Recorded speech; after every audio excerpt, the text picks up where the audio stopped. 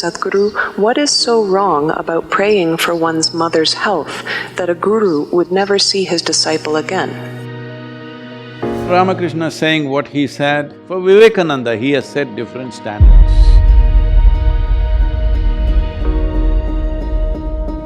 If Vivekananda had prayed for what he thought he wanted, so Ramakrishna is setting up a trajectory for a projectile that he's shooting.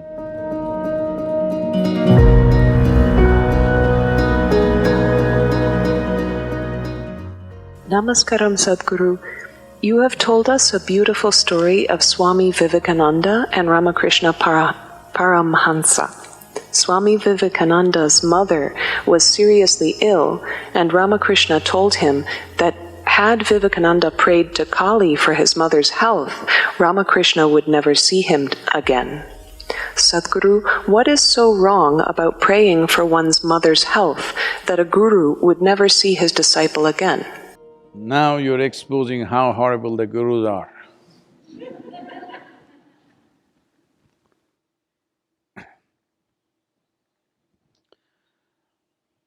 See, there are many aspects to our life. Of these many aspects, a guru means… I know that word guru is being used loosely today, management guru, marketing guru and whatever. We are not using the word in that context. When we say a guru, we are talking about someone who is committed to the ultimate nature of who you are. Well, Ramakrishna saying what he said, he wouldn't have said it to all the other hundreds of devotees who are hanging around. He says this only to Vivekananda, you must understand. Because he wouldn't talk about taking your emotions for your mother or your help or seeking divine help for your mother's health. For other people, he would have said, okay, go and pray. But for Vivekananda, he has set different standards. Because he is expecting this man to do something much more than what others will do. If he has to do those things, he should not be an asking fool. That he is not somebody who stands in front of the Devi and asks, I want this, I want that. So, for your mother's health, what he that moment needed was money. So he wants to go and ask for money. If money doesn't work, what's the next thing? You ask for a miracle. If miracle doesn't work, what is the next thing? You will ask him to raise the dead. Well, Ramakrishna knows the progression of human mind. Initially, you will say, my mother should be healthy, but she fell ill. Then you will say, I should have the money to get her treated. It didn't work. Then you want a miracle. Simply like that, she became well. Didn't work, she died. Then you want to raise the dead. So Ramakrishna, in one moment, he's seeing through this nature. And above all, he is looking at… he's preparing Vivekananda to be his instrument. And he wants a fine instrument, not a crusty one. So, preparing his instrument, is it more important than Vivekananda's mother? This is not one against the other. But see, today even you, here in United States, know who was Ramakrishna's guru. Do you know his father's name? Do you know his mother's name? Do you know his uncle, his brother? You know only his guru's name. Because for Vivekananda, Ramakrishna has become his dharma. He breeds him. But now, social pressure, he is falling back. Should the guru allow him to fall him back or push him forward? This is the question you're asking. Well, if I was Vivekananda, I want to be pushed forward, not fall back upon my emotions. And anyway, if money could save her life, I'm sure Ramakrishna would have provided something. But you're seeking divine help? No, no, no. This is something all of you must understand. This has happened a few times around me also, that you initiate somebody into a powerful process, next thing is, they want to help their mother or their uncle or their close cousin, little. They want to make him pass examination because the fool has not studied properly. Or they want him to get a lottery. Or they want him to miraculously sit up in the bed where he is dying. The moment they do that, they will shatter everything within themselves. If, I'm saying, this is a conjecture, if Vivekananda had prayed for what he thought he wanted, well, he would have become a psychological wreck. Absolutely. So it's Guru's business to see that that doesn't happen. But 21st century, very hard to make them listen. Vivekananda, 20th century, 19th. 19th century only there was so much trouble. You can imagine my troubles. People will go, sit in front of Devi and ask all kinds of things. Because they were doing it with Dhyanalinga, I put her up and say, okay, so you have another counter to ask all these things. Because wherever there is a phenomenal sense of energy which is propelling you forward at a certain space, then when you're moving at that speed, because you're concerned about the tree, you held the tree, your arm will go. You will lose something, it will shatter you, it will break you. So Ramakrishna is wanting him to be a rocket, and the rocket wants to do this. No, rocket trajectory is already set. You don't try to do this and that. That will be a disastrous rocket. So in that context, he is saying that if you had done this, it was finished between you and me because you were anyway a broken failure rocket, a failed rocket. Does anybody go and pick it up? You may be thinking it'll go to the moon and you fired it, but it went into the ocean. Does anybody go looking for it? No, it's finished, it's over, it's burnt up.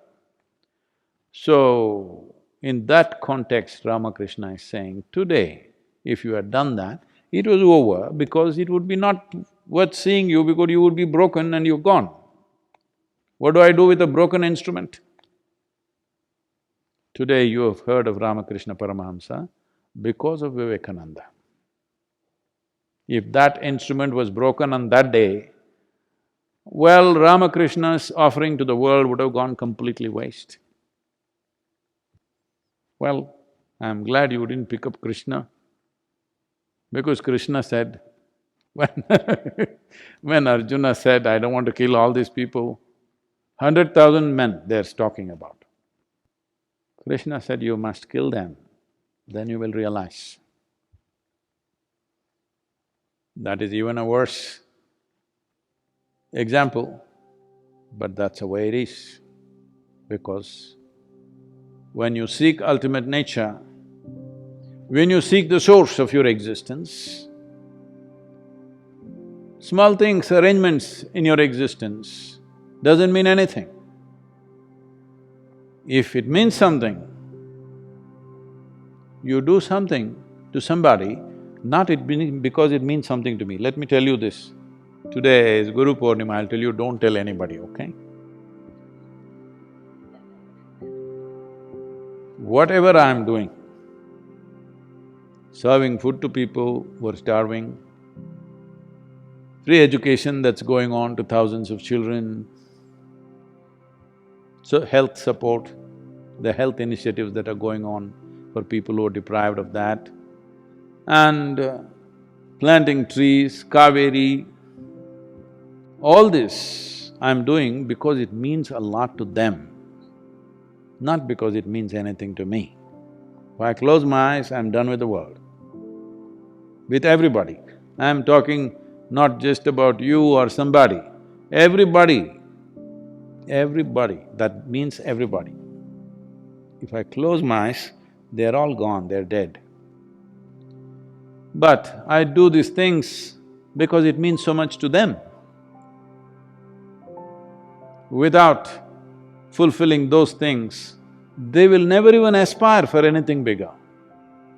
Right now somebody is hungry, are you going to talk to him about enlightenment? That'll be cruel. So we feed him, not because I get some great satisfaction in feeding him, no. I've always been saying, I have no satisfaction in anything that I do, including spiritual work. Whenever people ask me, SadhGuru, you must be having so much fulfillment seeing all these people joyful, blissful, what is my problem? They're joyful, blissful, miserable, what's my problem? I have no problem. Because they have a problem, I reach out. Because I didn't see them anything other than as myself, I reached out, that's all. But if I shut my eyes, I'm done. I'm done with the world, I'm done with everybody and everything. Oh, so much work has happened, people are saying, how will you… who will carry your legacy, Sadhguru? Who will you appoint next? Nobody. If they're interested, they'll carry it on. If they don't think it's valuable, they'll drop it, it's up to them. I leave it to them. If they have not seen the value, if people have not seen the value of what's being done, let them drop it and convert this into a hospital or a school or something. Because that is how most spiritual organizations end up. I don't believe Isha Yoga Center will end up that way because many people have seen the value of it. Even though I constantly nag them, trouble them, create impediments to their work, make their work more and more difficult. This is not for any sadistic satisfaction, just to see how much it means to them. They have proven that it means a lot to them. Life or death, they will do that. Whether I am there or not, they will do that. So, maybe not everybody, but a whole lot of them will do that. So it will continue because of that, because it means a lot to them. Not necessarily because it means a lot to them, because it'll add to their life. It doesn't… all this work doesn't add a thing to my life. But it means so much to every other life, so you do it. If you choose not to do, many yogis, fantastic yogis, they do nothing, they just withdraw. Nothing wrong with them being like that. So, Ramakrishna is setting up a trajectory for a projectile that he's shooting. Now this projectile is having a mind of its own, emotions of its own. Now this is dangerous. If you are shooting a rocket to the moon or Mars, if it thinks of Hawaii, Hawaii will be destroyed, for sure. So, this is a different dimension, it should never be judged by your understanding, by your emotions, by your values. This is why I said, when you come in touch with a guru, you can either… if you're using him as an inspiration, this will keep happening because somebody will keep dragging you this way, that way. See, many young boys in the yoga center, they all came determined, but then, the girls were pretty. They got married, nothing wrong. But I'm saying, like this, if you keep going and whatever small needs are taken care of, no problem. But if you change trajectory because small thoughts and emotions change, best we don't empower you. So as I said, I'm not yet in the sunset stage, I will become far more colorful as I go, watch it. But right now, heading that way, it's 4 o'clock in the evening right now, in terms of the day for me. So it is summertime, summer is here, sun is setting at almost 8:45, 9 o'clock in the night, so there's still hours left. But when it's 4 o'clock in the evening, the intensity of the sun is not like noontime. It's becoming prettier, actually, it's becoming nicer. But at the same time, it becomes selective. See, when the sun is up at 12 o'clock, it shines on everybody, because it's up there. 4 o'clock, unless you stick your neck out, it won't shine on you. That's where it's going right now. So, you must decide whether I am an inspiration for you or I am a… what? Friend, philosopher, guide for you or I am a doorway for you that you got stuck in, or I am a destination for you, or I have become your dharma. Time to decide, because this is not noon time where sun shines on everybody. You need to stick out for it to shine on you.